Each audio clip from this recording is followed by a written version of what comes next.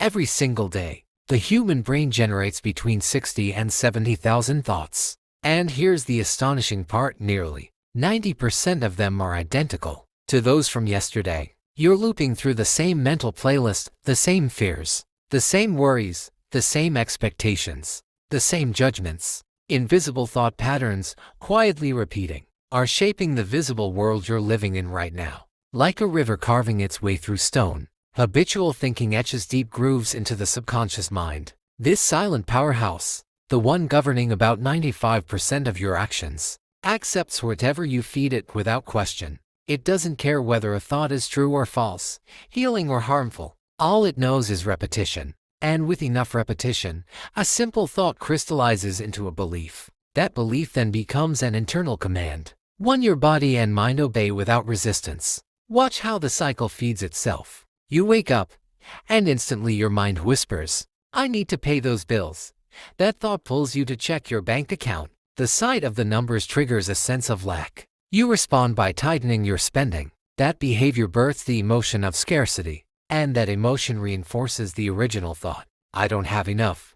Tomorrow, the same script will play again. To the subconscious, repetition equals truth. When you think "I'm always tired" for the thousandth time, your body lowers its energy in obedience. When you whisper "no one values me," your posture slumps, your gaze drops, your voice softens, and suddenly, you're living proof of the very thought you planted. The body listens to the mind, word for word, until belief becomes biology. A man who constantly says, "My stomach is weak," will soon find his digestion faltering. A woman who repeats, "My memory is terrible," will begin to forget more than ever. The subconscious adjusts every automatic system, breath, digestion, circulation, to match the dominant story you tell yourself. Neurons themselves reorganize around your most persistent thoughts. If 20,000 times a month you think relationships are difficult, your brain builds pathways wired for conflict and disappointment. You'll unconsciously notice only the problems, overlooking the beauty. Your perception will obey your programming. Through repetition, your mind becomes the architect of your reality, sculpting your experiences, your emotions, and even your very cells. Joseph Murphy once described a fascinating case of identical twins born with the same DNA, raised in the same family, living in the same city, yet living entirely different realities. One brother nurtured thoughts of vitality, seeing himself as strong, capable, and filled with life. At 70, he radiated health. The other, preoccupied with fear and disease, developed multiple chronic ailments before reaching 50. The difference wasn't in their genes. It was in their minds. Their mental patterns sculpted their physical worlds. Your personality, the sum of your 60,000 daily thoughts, your emotional reflexes, and your unconscious habits, is the architect of your reality. What you impress upon your subconscious, you inevitably express in your life. Believe that success demands suffering, and life will keep offering you struggles as proof. Believe that love always ends in abandonment, and you'll attract partners who confirm that story.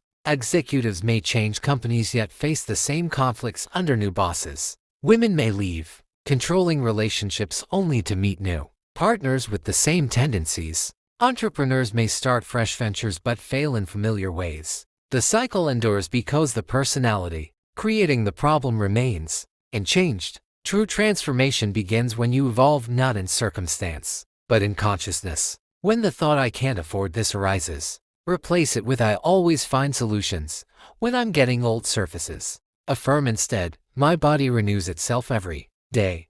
This isn't wishful thinking, it's conscious reprogramming. You're giving new instructions to the mind that governs your life. The process starts with brutal honesty, observing your own thoughts without mercy. How many times a day do you tell yourself, "I don't have time," "Life is hard," or "I'm not enough"? One businessman, under Murphy's guidance, recorded his thoughts and discovered that before every meeting, he unconsciously repeated, "They'll find my proposal weak." He had 5 meetings a day, 5 mental rehearsals of failure. An English teacher found that whenever she graded papers, she thought, "I didn't teach well. I'm a fraud."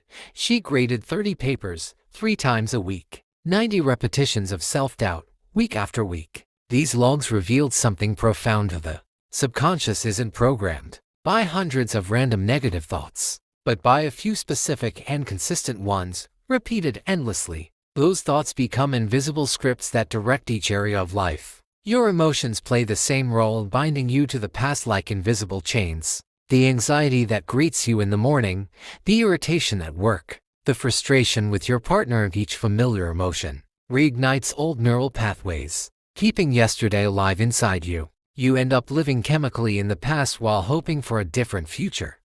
Murphy often asked his patients a piercing question: do your daily emotions belong to the future you desire, or to the past you wish to leave behind? If you crave prosperity but constantly feel scarcity, you're sowing seeds of poverty. If you long for love but nourish resentment, you're cultivating loneliness. Your inner state is the soil, and every repeated thought is a seed. What grows tomorrow is what you're planting in your mind today.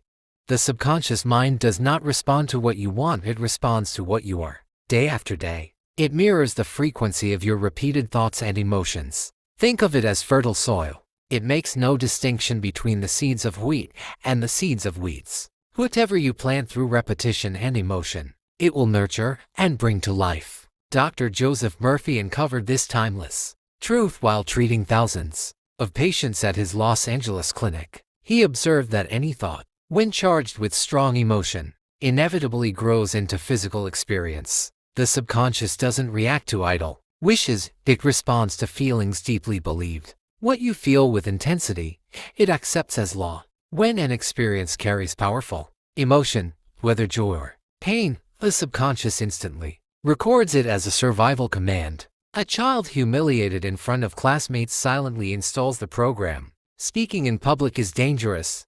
A teenager betrayed in first love records. Trust leads to pain.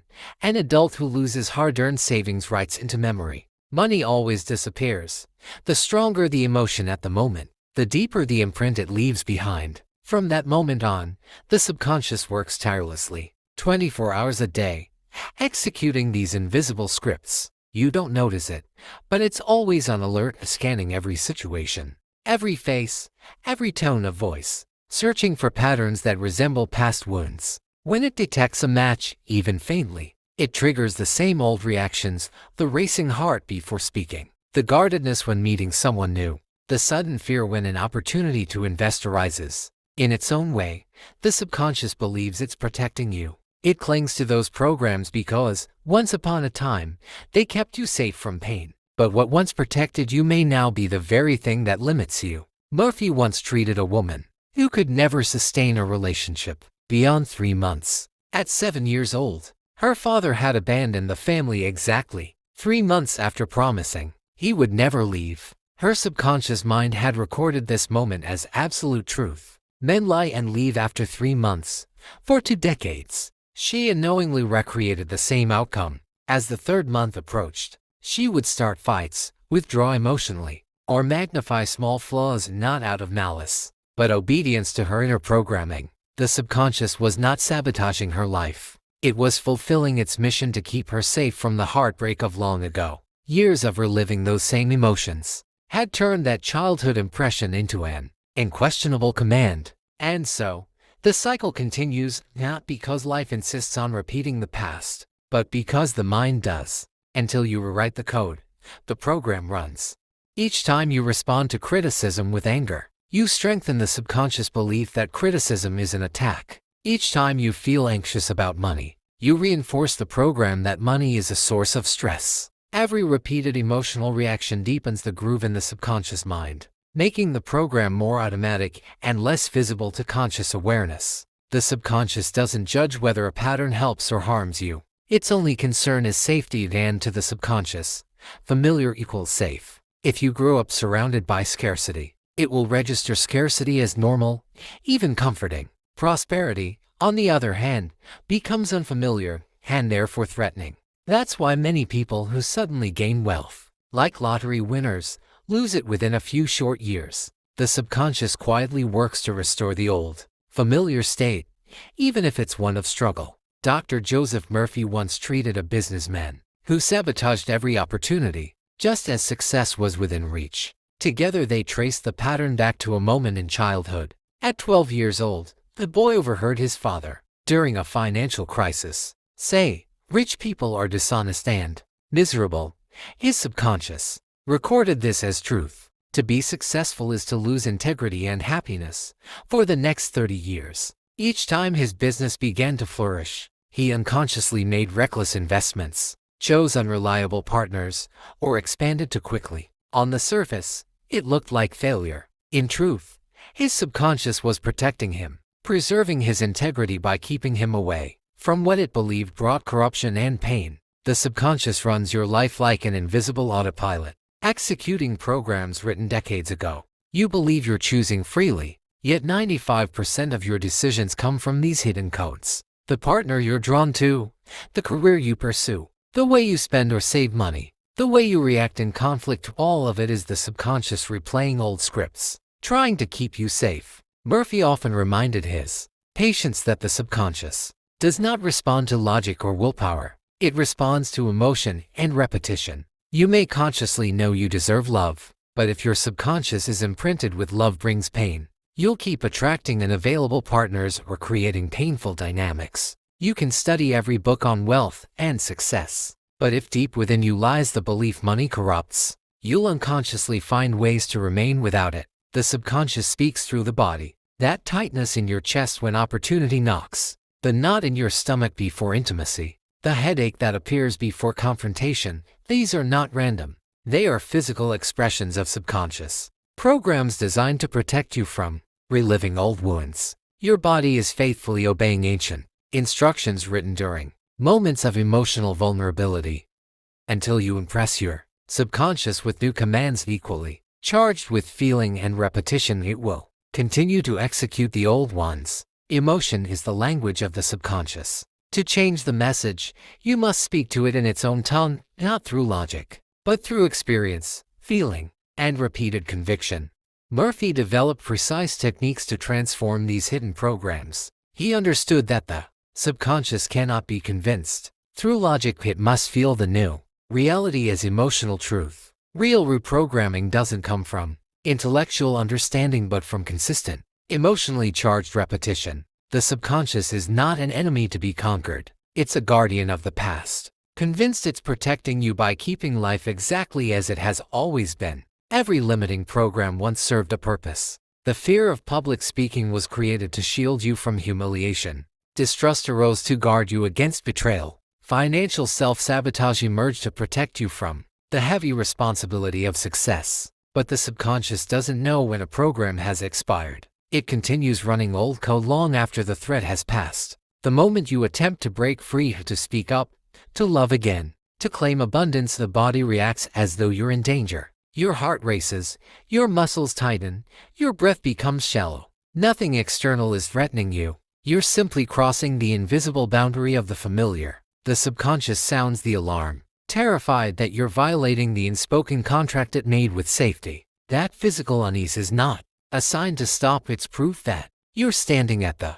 threshold of transformation. Yet this is precisely where most people retreat. They interpret the rising discomfort as a warning, when in truth, it's the body's way of saying, you're leaving the old world behind. Notice how this discomfort always has a physical address. When you imagine asking for a raise, your throat constricts. When you think of ending a toxic relationship, your stomach churns. When you dream of starting your own business, your palms begin to sweat. These sensations are not coincidences. They are the subconscious activating its alarms, unknown territory ahead. For years, the body has been conditioned to equate repetition with safety, even if that repetition ensures suffering. The familiar pain feels safer than unfamiliar freedom. But each tremor of discomfort is a sacred signal, an invitation to step beyond the known and reintroduce your subconscious to a new truth, that change no longer means danger, and growth no longer means loss. Most people unconsciously choose predictable guilt over uncertain possibility. Guilt has a familiar rhythm, a known schedule, intensity, and duration. You wake up expecting it, carry it through your day, and fall asleep under its weight. Tomorrow, the cycle repeats. Guilt becomes a ritual, the strange comfort zone dressed in self-punishment.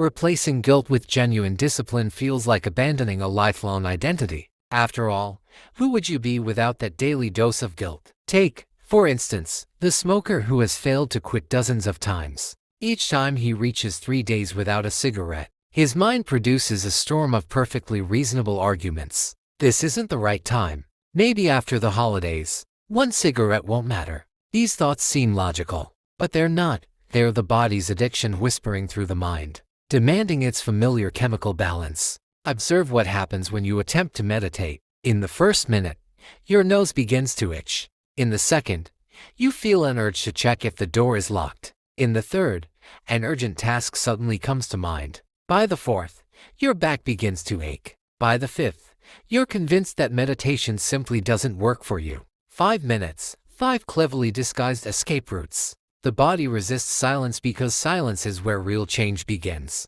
Consider the woman who has lived with anxiety for 20 years. Her body's cells have adapted, developing billions of receptors for cortisol and adrenaline. When she finally tries to relax, to breathe deeply, her cells experience chemical withdrawal. Where's our anxiety? They signal to the brain. In response, the brain invents worries about unpaid bills, old conversations, and imaginary future crises. The body doesn't want peace. It wants what's familiar, even if that means suffering. This same mechanism plays out in countless lives. A salesman gets a migraine before every major meeting. A teacher falls ill right before an important interview. An accountant sprains his ankle before each decisive step toward independence. The body creates emergencies to protect you from change. It's not sabotage, it's self-preservation according to outdated programming.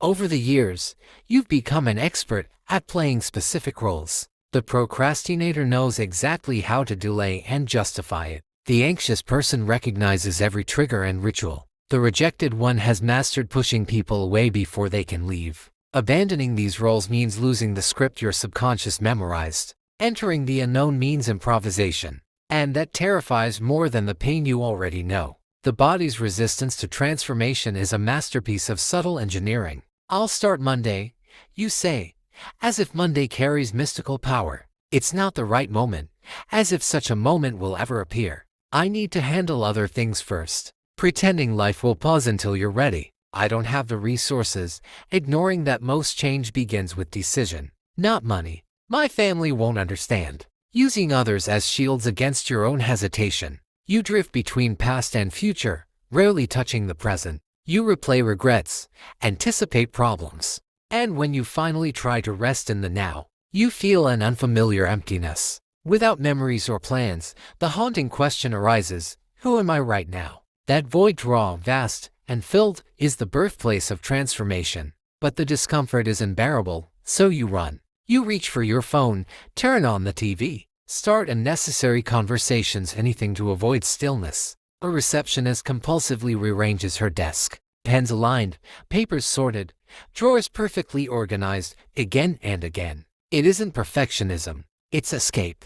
Each time her soul whispers that something must change, the drawers offer her a safe distraction. Busy hands, quiet mind, transformation postponed. The intensity of resistance always mirrors the depth of the transformation, waiting to happen. Minor shifts create mild unease. Profound transformations summon storms, panic attacks, sudden sadness, unexplained fatigue, or mysterious illness. When real change is near, the entire system declares an emergency. Because to the subconscious, the familiar feels safer than freedom, even when the familiar is a prison. Joseph Murphy called this the last resistance before dawn. The darker the night, the nearer the sunrise. The more violently the body resists, the closer you are to liberation. Every true transformation passes through this storm, a moment where the subconscious clings desperately to its old identity before surrendering to the new. And it's in this delicate moment, when the conscious mind softens and the inner barriers fall, that your subconscious becomes open, completely vulnerable to reprogramming. This happens twice each day, in the minutes between waking and sleeping, as your brain waves slow from beta to alpha, then sink into theta. The critical mind, that vigilant guardian of the familiar, finally lowers its defenses. In this half-dream state, the subconscious absorbs impressions directly, especially those charged with emotion. Consider the insomniac who lies awake whispering, "I can't sleep. I never can sleep." The mind obediently repeats the command night after night. But when that same person learns to use the drowsy threshold between wakefulness and sleep to gently affirm, I sleep deeply and wake renewed, not struggling against insomnia, but seeding rest into the receptive soil of the subconscious in only 3 nights. They sleep 8 peaceful hours for the first time in years. Murphy called this method scientific prayer, not a plea, but a declaration. You don't ask the subconscious. You command it with emotional conviction. It's not please give me health, but my body functions in perfect harmony. Not I need money, but prosperity flows to me from multiple sources. The subconscious does not respond to requests. It responds to truths felt as reality. The process requires precision and presence. When you lie down and your eyelids grow heavy, when thoughts drift without order, you have arrived. In this twilight of consciousness, you must feel, not merely think, the reality you wish to manifest. If you seek health, feel vitality humming in every cell. If you seek prosperity, feel abundance as a physical comfort, a quiet security that fills your chest. If you seek love, feel warmth spreading through your heart as if someone's presence already surrounds you. A piano teacher once crippled by arthritis practiced this nightly ritual. Just before sleep, she visualized her hands gliding over the keys of Chopin, moving effortlessly, gracefully. But more important than the image was the feeling of gratitude, joy, the pleasure of movement without pain. Within 6 weeks, inflammation diminished, and she performed again before an audience. The morning offers a second gateway. In the first moments after waking, before the conscious mind reclaims control, the subconscious remains open. Keep your eyes closed for a few minutes and hold onto that fragile state of half-awareness. Use it to impress your intention upon the day. Today, everything unfolds in perfect order. I attract creative solutions and positive encounters. Life supports me in every way. But remember, the subconscious does not obey empty words. It responds only to the emotion behind them. A salesman once repeated, "I am the best," hundreds of times before sleep. But beneath the words lived doubt and inadequacy. The subconscious heard the real message, "I am not enough." Only when he learned it to feel genuine confidence did his results shift. Within 2 months, his sales tripled. The subconscious speaks one language only, emotion fused with image. When you can both see and feel your desired reality simultaneously, you are fluent in that sacred language. An unemployed architect practiced this nightly. He saw himself walking into his new office, felt the smooth leather of his chair, and experienced the quiet pride of signing contracts. He didn't visualize searching for work, he visualized already working. 3 weeks later, an unsolicited offer arrived, inviting him to lead a major project. Persistence is the key. The subconscious operates by saturation, not through effort or struggle, but through repetition charged with emotion. Each night and each dawn, you water the new seed, and slowly the garden of the mind rearranges itself. Because when you master the language of feeling and image, the language of the subconscious, even the deepest prisons of the past begin to unlock, and the dawn you've waited for finally begins to rise.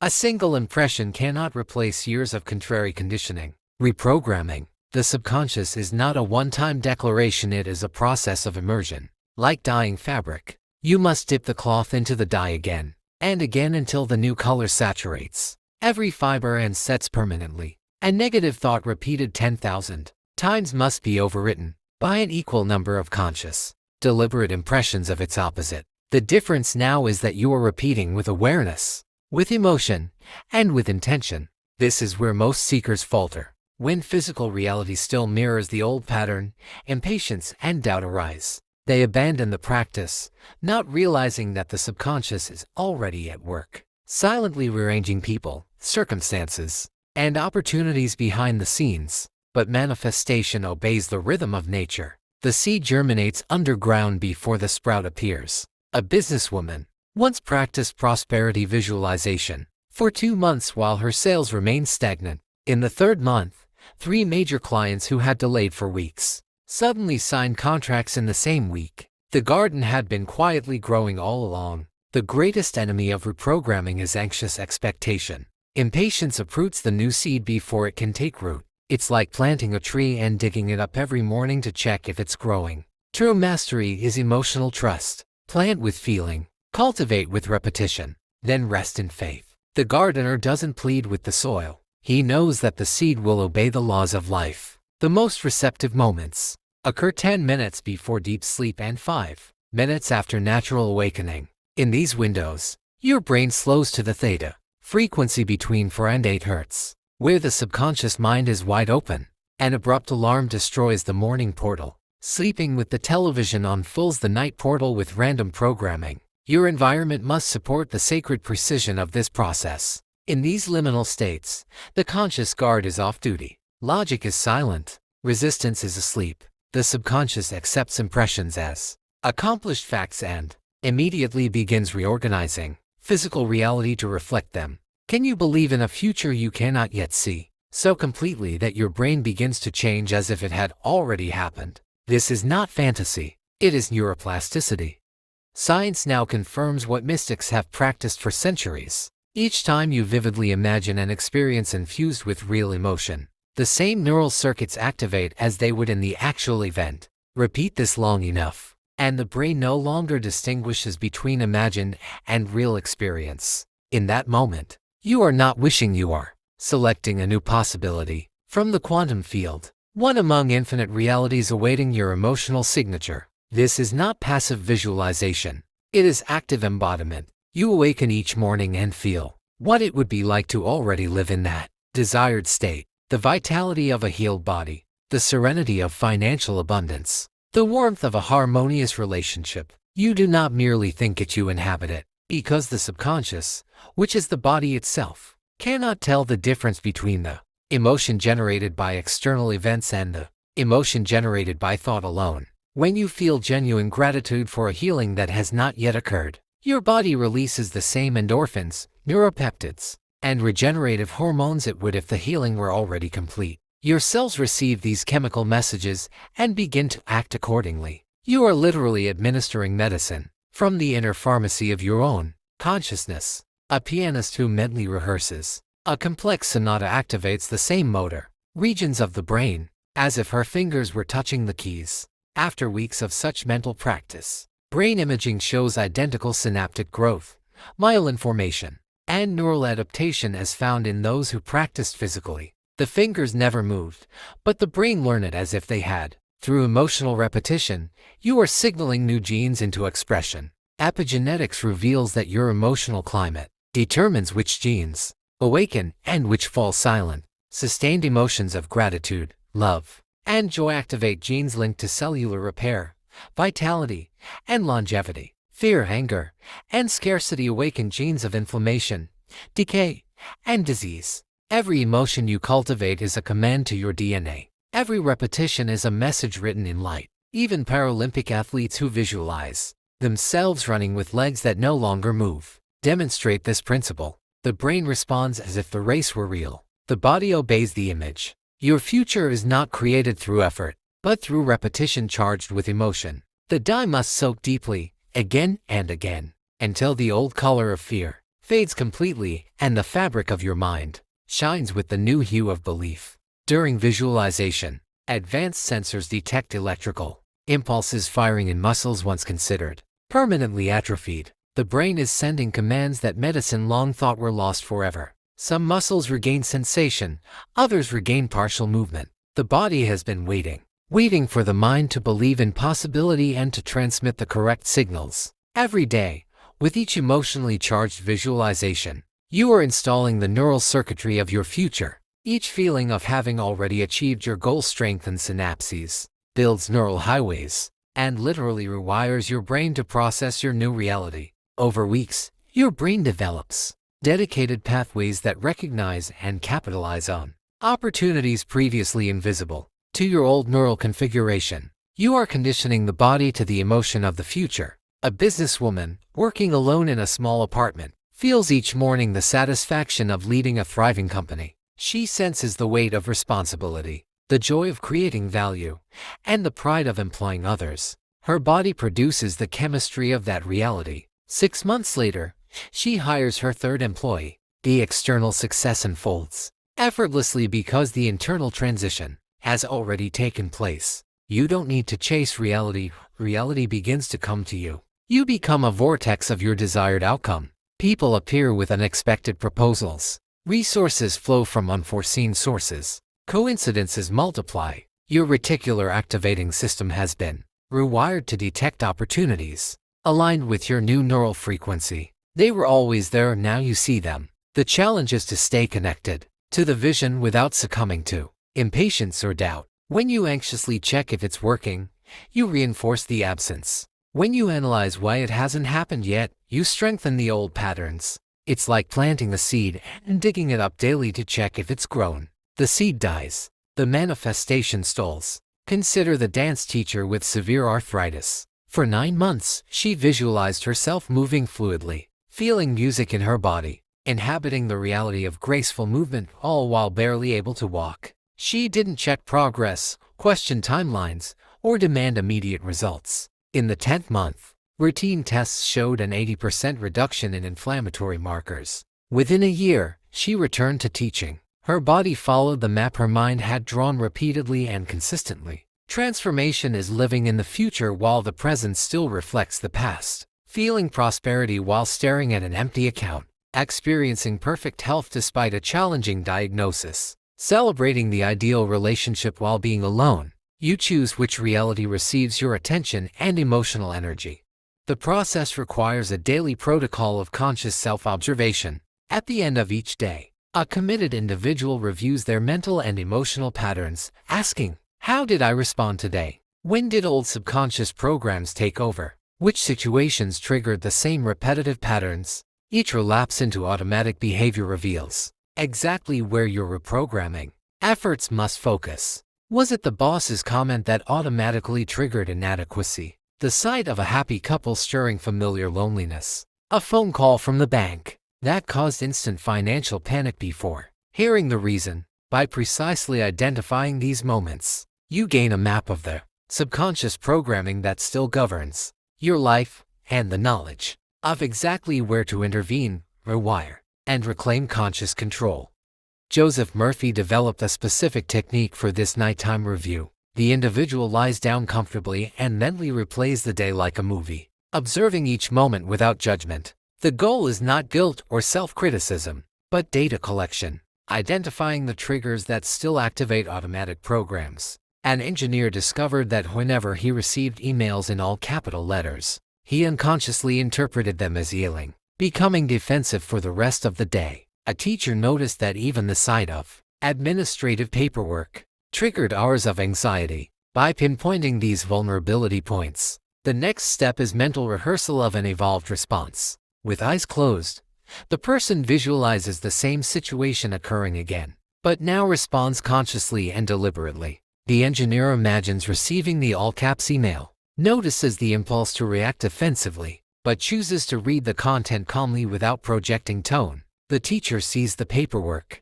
feels the stirrings of anxiety, but breathes deeply and handles one sheet at a time with composed focus. This mental rehearsal is not symbolic, it is neurological construction. Neuroscience demonstrates that detailed visualization of a behavior activates the same brain regions as the physical execution. Motor neurons fire in identical sequences. Decision-making centers in the prefrontal cortex strengthen. Synaptic connections for the new response consolidate with repetition. A sales manager applied this technique nightly. He had identified that whenever clients questioned prices, he automatically offered discounts before even being asked. During mental rehearsal, he visualized the scenario, noticing the impulse to lower prices, but choosing instead to explain the added value. After 2 weeks, when the situation arose in real life, the new response flowed naturally, and the client paid full price. Each rehearsal reconfigures the brain, transforming it from a record of the past into a map of the future. The old path, anger, fear, or inadequacy still exists, but now an alternative route is installed. With sufficient repetition, the new neural pathway strengthens, eventually surpassing the old. What once required conscious effort begins to flow automatically. Persistence is the key. Without it, this technique remains a theory, a fleeting exercise, or another abandoned attempt. With it, mental rehearsal becomes real transformation. The first days of this protocol are always the hardest. The person forgets to do the nightly review, falls into habitual patterns during the day, and only realizes hours later. The body resists the new routine, creating sudden drowsiness at review time or urgent distractions. This resistance is normal. The subconscious is defending its established programs. At this point, a fundamental choice arises. How will personal energy be used? Every emotional reaction to external triggers consumes energy that could instead be used to create the new reality. Anger with a coworker, energy that could build a personal project. Anxiety about others' opinions, energy that could regenerate the body. Frustration with a partner, energy that could manifest abundance. The conscious decision becomes, will energy react, or will it create? A woman who practiced this protocol for 6 months described a profound shift in perspective. She began to see challenge as an opportunity to practice her evolved self. Her difficult boss became an involuntary coach of patience. Her conflictive ex-husband turned into a teacher of emotional detachment. Her rebellious son became a master of unconditional love. Challenges ceased to be problems. They became laboratories for personal evolution. Those who undergo true transformation often develop paradoxical gratitude for the hardships of their past. They understand that each trauma prepared them for their present strength. Each failure taught discernment. Each pain cultivated compassion. Nothing would be changed. Every experience led them to the present moment of expanded consciousness. The process of daily self-correction is lifelong. There is no final point at which one can relax into unconsciousness again. Yet, over time, vigilance becomes natural, correction becomes automatic, and evolution accelerates exponentially. What began as conscious effort evolves into a way of being. Every change starts with understanding your role as co-creator of your reality. The most direct connection to this intelligence comes through meditation. To assist in accessing higher states of consciousness, we've developed a set of guided audio tools. To explore them and begin your practice immediately, click the link on the screen or in the comments. If this message resonated with you, leave a comment saying it made sense to me.